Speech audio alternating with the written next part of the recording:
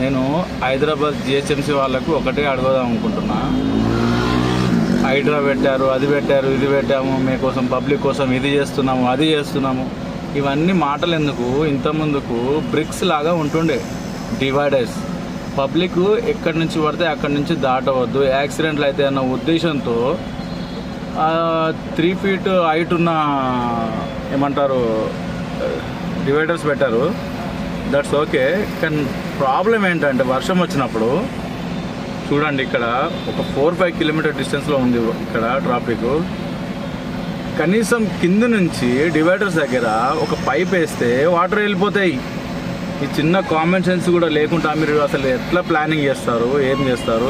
ఇప్పుడు మధ్యలో డివైడర్స్ ఉండడం వలన 3 feet ఇక్కడ వాటర్ ఇక్కడ అయిపోతున్నాయి, అక్కడ వాటర్ అక్కడ అయిపోతున్నాయి. ఒక్కొక్కసారి ఇక్కడ అక్కడ డిస్ట్రిబ్యూట్ అవుతాయి, అక్కడ ఇక్కడ డిస్ట్రిబ్యూట్ అవుతాయి వాటరు.